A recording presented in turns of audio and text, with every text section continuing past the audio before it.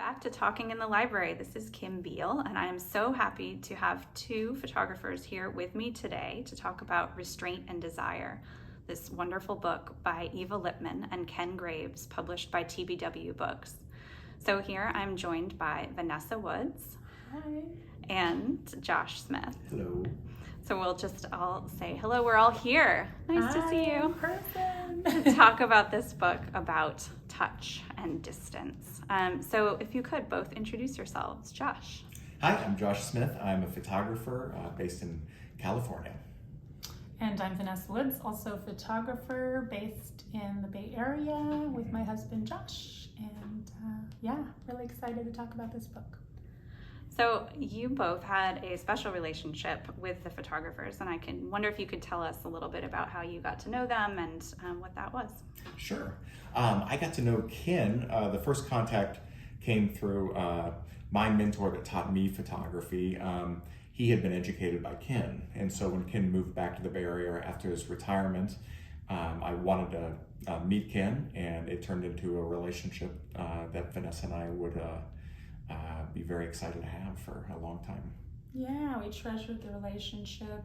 Ken passed away in 2016, and Ken was actually also a really marvelous collage artist. So I had the very special pleasure and amazing gift of inheriting his archive of paper ephemera from his collage work, and I've been mining that material in my own collage work.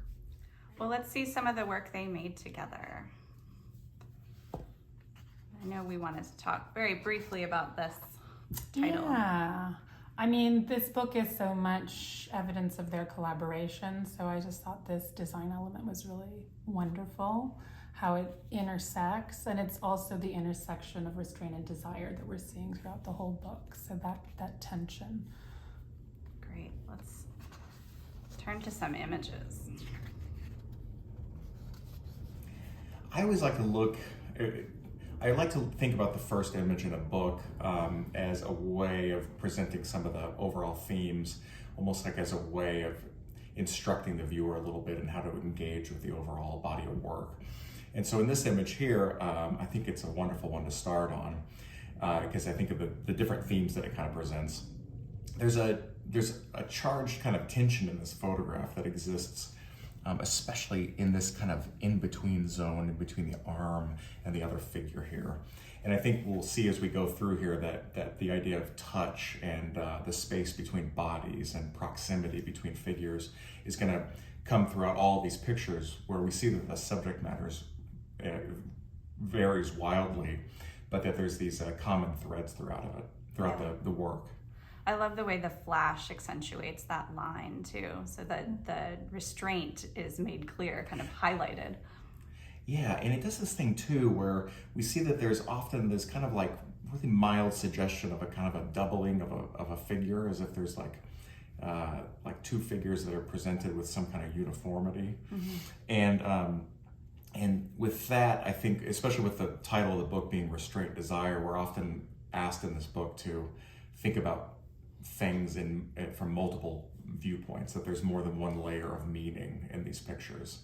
So I almost see this as like one representing restraint and one representing desire in this picture, with this kind of longing look from this individual here. Yeah. Yeah, and I think like longing exists in this space, right? That's kind of interesting. So in that space of distance is desire.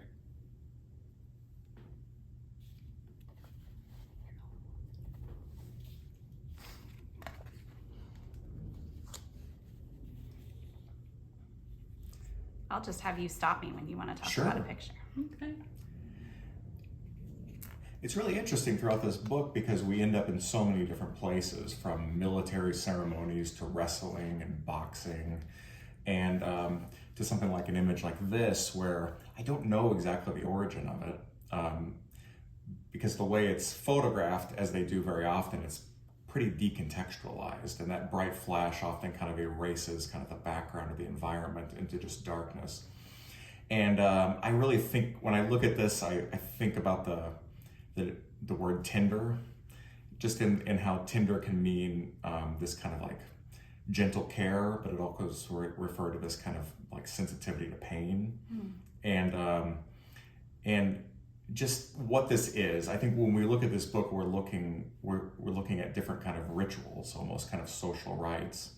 And I can't help but think of the Barbara Kruger piece that's you construct intricate rituals which allow you to touch the skin of other men. That there's something in this intimacy that's in some of these pictures here where it's fairly taboo in our culture for men to have that kind of physical closeness. Right. But then within these kind of like rituals, it creates this opportunity for that to exist. Yeah. And it's hard to tell just how much power is in that touch because of the freezing of the frame and the lack of motion. I think that it doesn't look like an aggressive touch, but knowing the context of the wrestling match, it certainly is. Totally. Yeah, and the fact that it's on the neck, there's this kind of violence in that tension. And then we move back to the ritual of care here.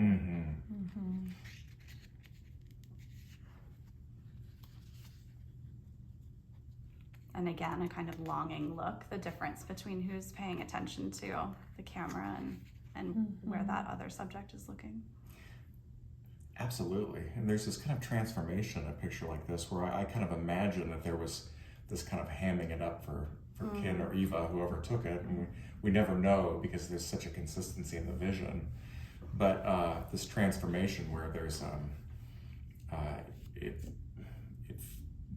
there's this kind of tension in it, like in the way that they present themselves. That's a really tight frame too. We start to think about what the photographers, how they're in that space. Yeah. And here too. Yeah.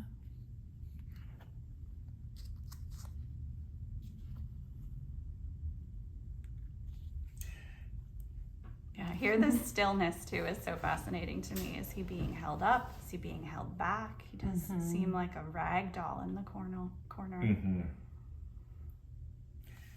Yeah, and there's such an ambiguity in a picture like that, and probably all the pictures, where I have these little clues. I know it has something to do with boxing, but I don't know enough about boxing to understand what this gesture is designed to do. And I'm kind of left only with what I can fill in myself in terms of the blanks. And even the design choice to leave out captions, right? That's further kind of emphasizing this ambiguity. We don't know exactly where it is. We sort of, asked to guess or imagine, but we're also, we there is no concrete kind of clarity on what or where we are. Right. And there's such motion between different types of spaces as well. And again, here we have a motion between different layout on the page. Yeah. Often, too, there's this kind of erasure of identity that happens, which I find really interesting. And I was thinking this morning, that this erasure, this conformity that happens is the opposite of desire, and desire sort of rehumanizes a person and re-individualizes them. So there's something perhaps interesting in that. Right, even in the language of photographic subjects and objects. And again, we have these multiple looks, the object of affection, and the who may be glancing somewhere else. Yeah, and space again, with this figure in the foreground.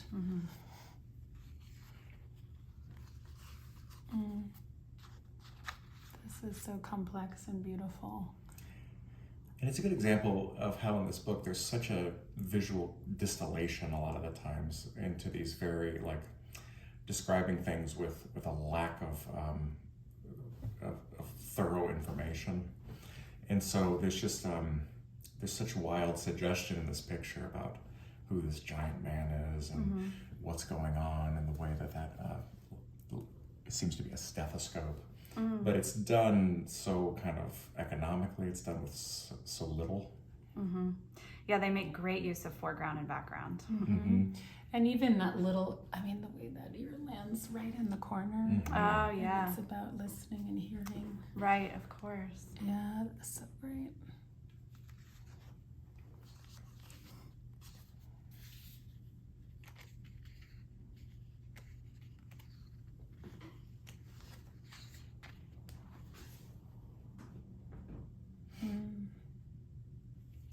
Yeah, they're beautiful.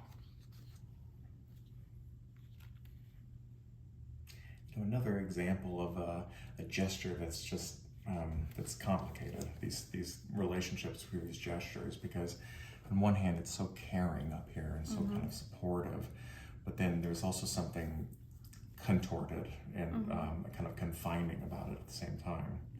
Right. And I think it does this wonderful thing where we're really invited to just kind of reflect on how complex it is to be human. Mm. Yeah, and how much care can involve things other than just tender, gentle touch. Like this looks like chiropractics to me, Absolutely, yeah. which is, kind of violent, and yet there's this intimation of a smile on his face. Yeah. Maybe a kind of relief. We have a catharsis. And I think throughout the book we see people respond differently to that touch. In that one it's almost kind of like this slight elation, whereas other times people seem to Pull away. Yeah. Yeah.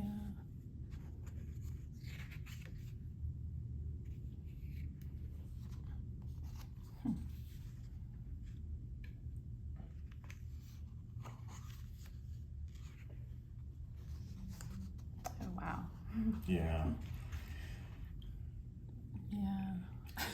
And as with all photography, it's just incredible, this push-pull that always exists between the possibility for ambiguity, but then that contrasting with these heightened details, like in this case, like the woman's rings. It's just so specific, but then there's this other element where I'm just I'm left in my own imagination about the reality of the scene. Right. Oh, right. And the interesting parallels between that measurement and this, which is not a measurement, but it's a similar gesture. In cinema, there's such fear that comes with like the shaving scene. We have such a visceral reaction to someone touching the neck or touching in any of these locations. And yet I think they're playing with that in some really interesting ways. We don't feel the same kind of fear with a pearl necklace. Right. Yeah, it's such a beautiful expression of sort of openness, vulnerability, right? That is, it's beautiful.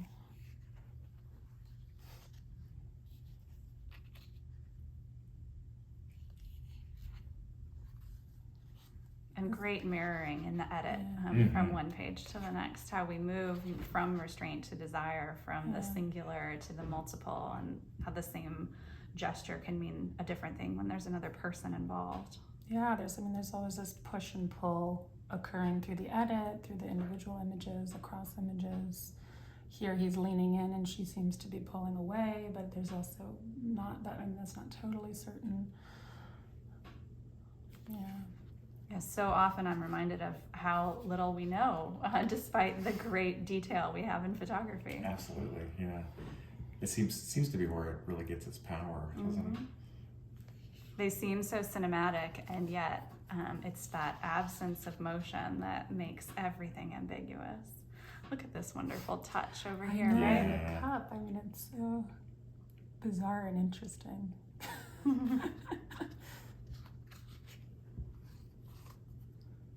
And that, we can't help but notice that folded towel is quite vaginal. Right, so these kind of erotic, sometimes they feel really erotic.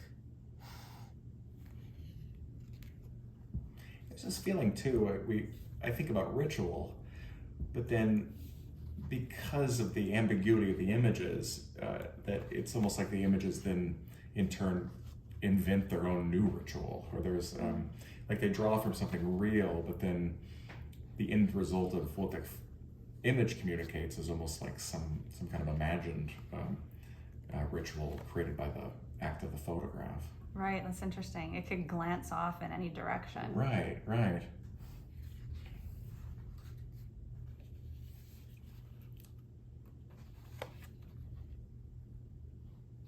Symmetry too seems to be I mean, I'm reminded of the symmetry of the human body in a way that I'm not often in photography.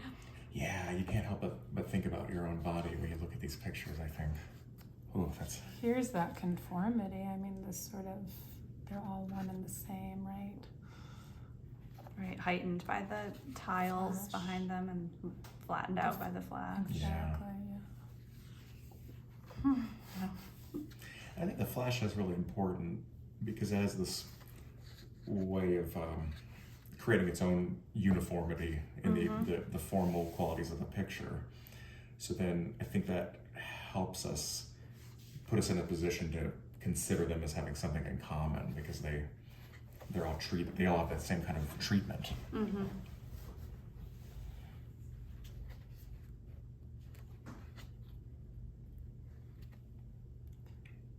There it is again.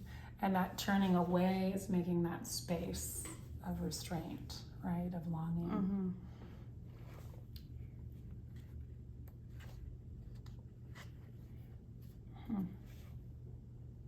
They're so good. Mm-hmm. And how different they feel even from images that are familiar from the history of photography. It reminds me of Gary Winogrand Or Larry Fink even. or Larry Fink, and yet that feels like we have a real different perspective. Like we're participating in that person who's looking in their gaze rather than simply only looking at it.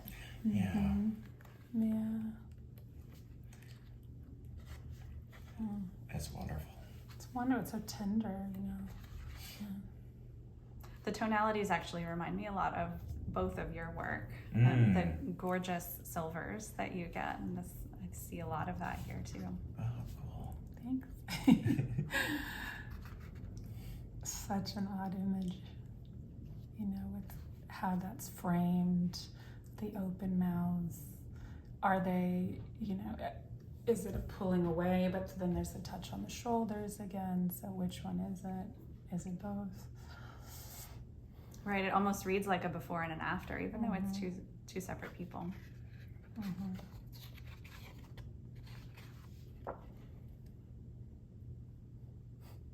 This is one of the rare images where we have a figure that kind of exists alone. Yeah.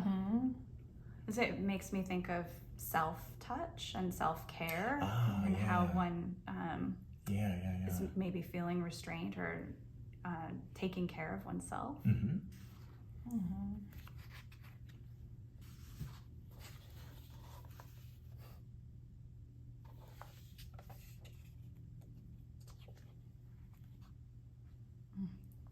Again, it's that kind of push-pull. Yeah, looking left, and then this moves and he's looking towards her and she's perhaps pulling away.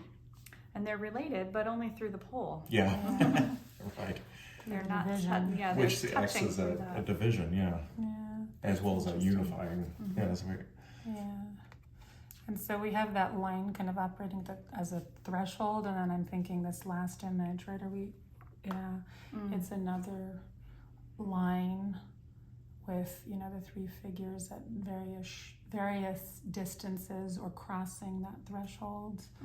So maybe the line operates as that space between restraint and desire, where longing is percolating. Yeah, and the gestures are so ripe for possibilities of interpretation because they're kind of gestures of submission. They're gestures that almost make you think of worship. Gestures like almost like doubled over in pain. It's just really unclear, and that's an exciting place for a picture to be, I think. Yeah, and the helmet on and off, right? Right. Yeah, and it contains all of it. It's not just across pictures, but within one, I think they've captured all of those elements that you're describing throughout the rest. Whether we're approaching touch, whether it's restraint, desire, submission, prayer. Yeah. And so, of course, this is dedicated to loving memory of Ken Graves. Yeah. And here they are. They're so Such a great picture. They're so sweet. You know, they had, in their own relationship, right? They were operating collaboratively in these social situations, and you know, kind of embodying restraint and desire, I think. Yeah, because there was multiple layers to what their relationship represented. Mm. Yeah. So I know we want to make sure we take a look at the back cover as well. Oh, Yeah, I think the design is wonderful. So here's desire, And here's restraint. yeah, and it does that same kind of intersection where one's horizontal and one's vertical, which I love. It's a mirror image, Mm-hmm. which is also really perfect. And that idea of a mirror, kind of, there's this silverish quality to the way that it's printed. Mm-hmm. So it really is pushing this idea of that space and the reflection between, or the push and pull, right, of restraint and desire, right? Yeah, it makes me feel like it's presenting it almost kind of as two sides of the same coin. It asks me to think about the relationship between restraint and desire, like maybe they meet each other. Maybe like, what is desire without restraint? You know, what is like unchecked desire, and what is can you have restraint without desire? Just the like interesting kind of relationship, and I think it's a beautiful design that sets us up to consider these themes as we look at the pictures.